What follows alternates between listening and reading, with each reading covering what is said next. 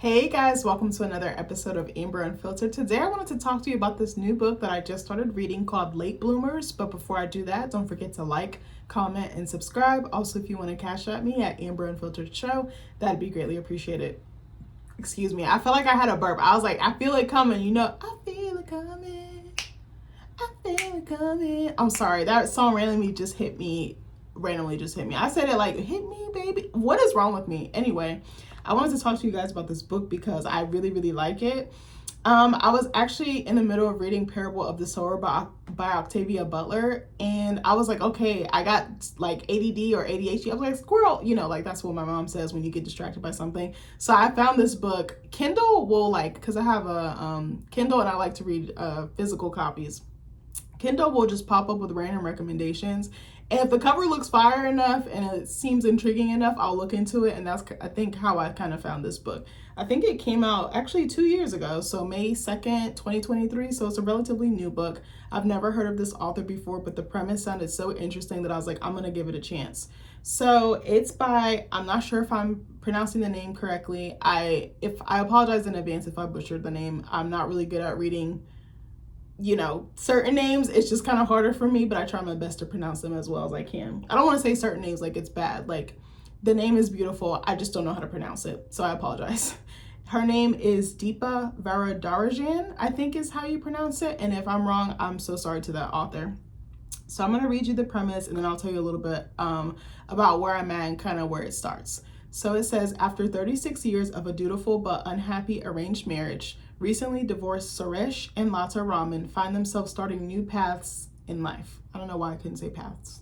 Suresh is trying to navigate the world of online dating on a website that caters to Indians and is striking out at every turn until he meets a mysterious, devastatingly attractive younger woman who seems to be smitten with him. He better run, child. Lata is enjoying her newfound independence, but she's caught off guard when a professor in his early 60s starts to flirt with her. Meanwhile, Suresh and Lata's daughter, Priya, thinks her father's online pursuits are distasteful even as she embarks upon a clandestine affair of her own, and their son Nikesh pretends at a seemingly perfect marriage with his law firm colleague and their young son, but hides the truth of what his relationship really entails. That's spicy. It's giving queer. Is he queer? I kind of feel like that. I haven't really gotten too much in the brothers' arc yet.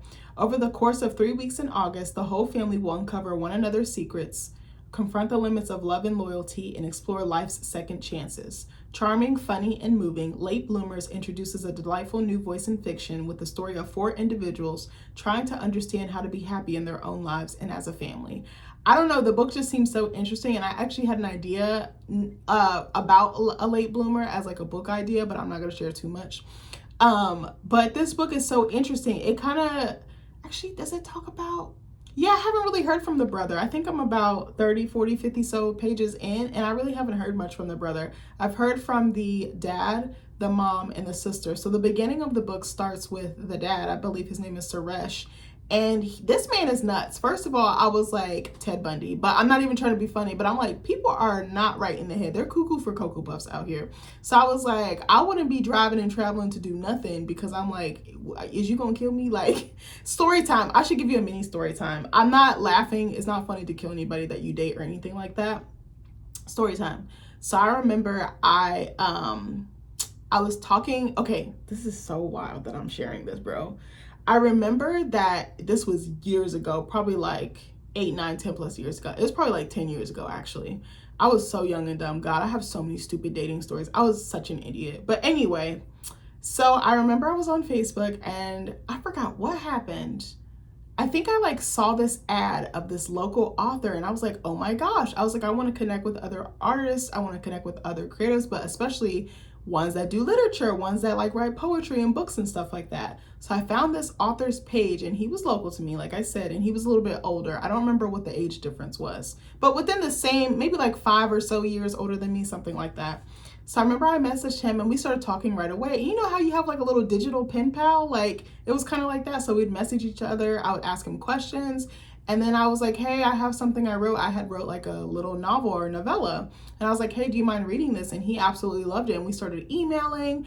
And you kind of start catching feelings, but that is so delusional because it's behind a screen. It's not real, right? So I'm like, okay. So we start talking. He tells me about his book. He shares his book with me. He reads my stuff. And then it just keeps going on like that. So I think eventually he's like, well, I'm somewhat local to you. Like, let's connect. And I forgot what happened. Oh, you know what happened? I was always in some shit, I swear. I think he had a very weird situation. He had a kid from a previous relationship. That was strike one, which I should have fucking ran for the hills. Excuse me. I'm trying so hard not to cuss. And then the other one was, what was the other thing? He lived with someone and was engaged to her, but said he wasn't in love with her. So I was like, why the F are you with her? But then it was all up in my face. I'm dumb. I'm not thinking anything of it. But he's like, I don't, like the I'm going to leave her, that type of talk. So I'm like, okay. So then I think he asked me on a date. And the logical part of my brain, I should have stopped talking to him when he said I have a fiance. I should have stopped talking to him when he said he had a kid, okay? Ladies, don't be dumb like me. If you're younger than me, don't be stupid, okay? Even if you're the same age as me, don't be stupid. If a man tells you one of those two things, run. You can find someone without all the strings attached and all the drama, I promise you. So I'm like, okay. So he asked me on a date and he's telling me, I don't even know. Maybe he didn't ask me on a date. I'm trying to remember. That was so long ago. I think he basically told me he was in love with me or something. And I'm like, how are you in love with me and you have a girlfriend? You have a fiance. This is about to be it's like the semi-permanent. Marriage is permanent. Engagement, that can or can not go through, So I'm like, I feel some type of way. So I kind of backed off. I kind of ghosted him. And I don't think he really liked that, but I didn't really care. And keep in mind, we have several means of communication: text, Facebook, email. So, kind of had to wean myself off. So then some time goes by and I forgot what happened. I'm an idiot. I would double back. I would spin the block with people, which is so bad because that is hypocritical because I said I wouldn't do it in a previous video. Knowing what I know now, I would never do that. Obviously, I'm married. I'm happy, all the things. But if I was available, I would not spin the block on nobody I was with because there's a reason that it didn't work out, right? So some time goes by. You know what it is? I think I spun the block because it was familiar, because I knew I was getting what I was getting myself into, but I really didn't because this person was mentally unstable. I don't even know if he'll see this video. I don't even care. Actually, I do. No, I don't care. That's so bad. I'm so happy and in my soft girl life, my peace girl life. I don't really care. So I'm I somehow reach out to him like an idiot. And I was like, hey, pull up on me. I'm about to perform at the show, because I knew he was local to where I was at. He was even closer than he was the last time, because I think the last time he was 45 minutes to an hour away. And this time he was much closer. So I said, hey, I want to meet you. I was like, pull up on me. And a few days before, it was the week of the show, I had invited some of my friends too to come support me. So remember when Flo said that on Love and Hip Hop? Alan supports me. Remember she ran away because of her family out after the cake? I'm sorry, that just reminded me of that. So we were texting and he's like, hey, I want to be with you. And I'm like, well, hold your horses. I was like, first of all, let's see if we vibe in person, because texting through a screen, texting through a phone is different than the face-to-face connection. And vibes don't lie. I'm very big on that. I'm very intuitive. I read energy. I read people. And if you're not in alignment, you got to go, friend. I don't care who you are. So he's like, okay. And next thing I know, he's sucking me in. Those people that are just all or nothing, they're very consuming and demand your attention and stuff like that. I remember I'd be at work and he'd be like, you with other ninjas? And I'm like, bro, I'm at work. I was the type of girl, go to work, go home, stay out the way. I really wasn't in these streets like that. A little bit, yeah, at certain points, but I was very much faithful. Once I was even just talking to you, that was it. I wasn't talking to no one else. My sights were solely set on you. I was like a horse with his blinders on. I was Stevie Wonder out this piece. I was I don't do that. I'm very locked in on you. I don't have the attention span to be talking to 2, 3, 4, and 5 people. I don't know how other people do it. It's a balancing act. And I just feel it's time consuming trying to get to know one person. I can't really do 2 and 3 and, every Tom, Dick, and Harry, whatever the saying is. So he's just accusing me and things. He wanted my attention all day long and we were both at work, but I'm constantly on the phone. And I'm this is kind of frustrating. And I'll be hey, I'm going to go take a break so I can write or eat. For some reason, he was just so clingy and we had never even met. And I remember I was, you know what it was? Yeah, he came to the show and stuff. And we met and it was fun. There was definitely sparks, but you could tell he was he was very shy and he was very quiet, which was interesting because he seemed more smooth behind the screen. Again, it's the perception. You can basically curate your persona. You don't really have to live up to that in person, right? So I was like, okay. So I remember maybe like the week after, he basically was trying to lock me into a relationship like that first or second week. Like it was just moving at the speed of light. It was moving too fast. It was not organic, and I still didn't run. So then like maybe like a week or so goes by, or maybe it was the same week, I don't remember. He was like, I want to take you on a date. So I was like, okay. And we had talked about, hey, I'm going to be at the movies, such and such movies with my girlfriends. After that, me and you can hang out. Like, we can go out to eat. We can, like, catch the metro. We can do whatever, right? So I had told my mom about him. I really didn't tell her too much about my dating life because I was terrible at dating. But I was, trying to find myself. I'm young, dumb, in my 20s, trying to figure it out.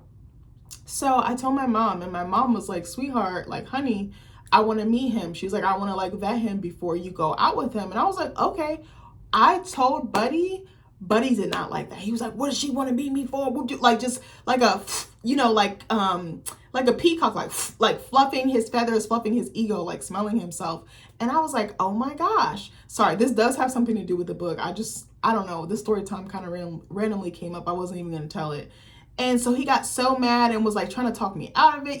Basically kind of like that isolate and destroy. Like, you don't need your mom's approval. Like, just come fuck with me. Come and see me for once. Come and see me for once. Remember that song by Party Next Door and Drake? I'm sorry. I'm so random. But so he kind of got mad. And I remember I was also, because I had went to Everest College, ICDC College. But it was literally like the commercial. Like, you sign up that same day, you go tour it, everything. So I remember I was going to go take my exam to become a registered medical assistant. And I needed to find some paperwork or something, like my adoption certificate or my birth certificate or something like that as proof of like ID. I was looking for something for that dang test. And it was like coming up. So I remember I was like, hey, can I call you back? It was like if I put him to the side or put him on pause to go do something else, he did not like that. He wanted me to 24/7 be sniffing his ass. I was like, I don't have time. Like, I'm very much like, I value my alone time. I value my space. Like, even though I'm married, like I told you guys, Nick is gone. I'm like, I'm cool. Like, he asked me this morning, he was like, babe, will you miss me? And I was like, I mean, I'm gonna miss you, but I'm gonna be cool at the same time. Like, I'm probably the worst wife because I'm like, I'm cool. Like, because we don't really, like, I don't really get that much free time. I don't really get that much alone time. Like, I'm always trying to put him first, put our little family first. I know it's just me, him, and a dog, but running a household is not easy. And like school and everything else I have on my plate, like, it's rare that I get literal alone time. So I was just like, I'm cool. Like, I'm cool in an empty house. Like, it don't bother me. Like, I'll find something to binge. I'll find something good to eat and just kick my feet up or read a book or whatever the case may be. So he got mad at me because, I texted him when I was trying to find the paperwork or whatever for the exam. Because they were like, basically, you can't take it without it. And I was like, hey, I can't find this. I was like, I'm freaking out. So he was like, call me, Amber. It was crazy. This man called me like 20, 30, 40 times in a row, texting me, blowing me up because I said I was freaking out. You're dramatic. Like, I'm very dramatic. I'm very like over the top. That's just my personality. I don't mean any harm by it. And so I think it was like the dependency, like a codependency. That's the perfect way to describe it. Like, it was like he wanted to come in and save me and like fix everything, but it's almost like, I want you to be so dependent on me, you don't ask anybody else for anything, so then I have you all to myself. It was so greedy. It was so crazy. And I was like, this man is crazy. I remember I put the phone down and he was like, Amber, are you there? Are you there? It was like something out of a movie, like Single White Female or something of that nature. I was like, bro, what? Like, it was creepy. So then I tried to like cut it off. And I was scared that he was going to pop up on me. I actually had a dream that he was going to follow me home and do something to me. So I changed gears with, like, he knew where I was going to be at. So I changed whatever theater I was meeting my friends at. I didn't meet up with him in person because I was like, I might not come back home. Like, I was so scared for my safety. And then he was like, don't tell your friends about us, because we started having problems. Again, it was like escalating, like within a week or two, like that controlling, narcissistic, codependent, like, he was just all up in it. But I say that to say, this dad was going on a website in this book that I'm reading, Late Bloomers, and, oh, you came back? Sorry, I thought he left. I was like, you came back? But this dad was like going on this website and then driving like literally across the country or like states over or hours away to go on a date. And I was like, he needs to be so careful. I think the book is set in like '08, like early 2010s or something like that. But I was like, that is so dangerous to me, because you don't know who you're meeting. You're meeting the representative online. You don't know, like, I'm a vibe person. Again, when I met Nick, I was like, oh my gosh, I feel him. Like, I feel his heart. I feel his intention. I feel his energy. Nick came correct about me on day one. Like, he still do 7 years later. And I'm like, all right, like, I don't feel like you can feel that through the screen. I don't feel like you can feel that through digital correspondence. Like, you know, you can have some connection. I have connection with you guys, but like, we technically don't really know each other. Like, I hope that you guys like me as much as I like you, but it's like, you know what I'm trying to say? Like, it's different when you're in the dating world as well. But anyway, so he drives to meet this girl, and he's like smitten with her. She's like drop dead gorgeous. He's like, oh my goodness. But then it's interesting. So after him and his ex-wife is the one who asked for the divorce. She wanted her like independent. She wasn't happy. And again, like I said in my other video, she was staying for the kids. Once the kids were like grown and out the house, she's like, yeah, deuces. But she had always felt unhappy and like stagnant in her marriage, which was so interesting. And she hadn't worked. She was like a stay-at-home mom and wife. So that, like, her trying to find her own way was so interesting to me. I really like her character arc and like her journey as well. She seems like a very sweet woman who like just wanted more out of life. I think I heard a lot of people saying that, or I think I read a headline or a quick article about Tina Knowles Lawson. She just had a new book come out, Beyonce's mom, called Matriarch. And she was talking about why she divorced her recent ex-husband, Richard Lawson, was because she was like, I deserve more. I deserve fullness. I deserve to be celebrated in all of my glory. And I thought that was so interesting. She probably was in love with him, but so many of us would have probably stayed because it's like, oh, I'm much older. Well, I have a chance at love again. And it's like, so are you supposed to settle, or are you supposed to really go find your happiness and find your fulfillment, you know? So this mom, she gets an apartment from one of her friends and her friend's husband. She like gets a part-time job, I think at like the school's library, like a campus library. And they're like a family of like professors or educators too. I think the dad and the daughter are educators, but the mom works on campus as like a librarian or something like that. So this professor comes up to her and makes her like, he had made her a CD, and that was like his way of trying to mac on her, and she doesn't think anything of it. And I was like, that must be so interesting to not be hit on for so long. And then like she, you know, and she was in an arrangement, so she probably doesn't even know what it's like to like be flirted on or to be flirted with or to be hit on. Like, that's such an interesting concept. Like, I'm dumb. If somebody were to flirt with me right now, I would not even know it, bro, because I'm like so locked in with Nick. I'm like, it'll go right over my head, and I'll just be like, you want to call my husband because you want to tell him why you all up in my fucking face and I got a ring on my finger, like.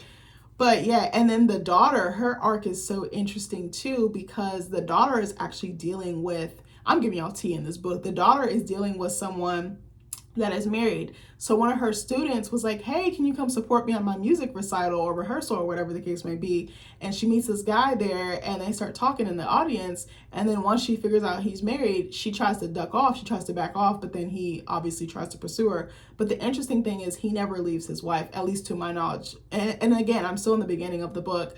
But it's funny that the daughter is very judgmental, and she's like a little bit resentful towards her dad because they're, you know, her mom and her dad broke up, and it probably shattered that image of like everything is fine, everything is copacetic, everything is kosher. Like, sometimes it is best for two people not to be together anymore, and that's totally okay. And there's time to start over. There's time to reinvent yourself. There's time to find new love. It's definitely possible. I don't think there's an age limit on love. I truly don't.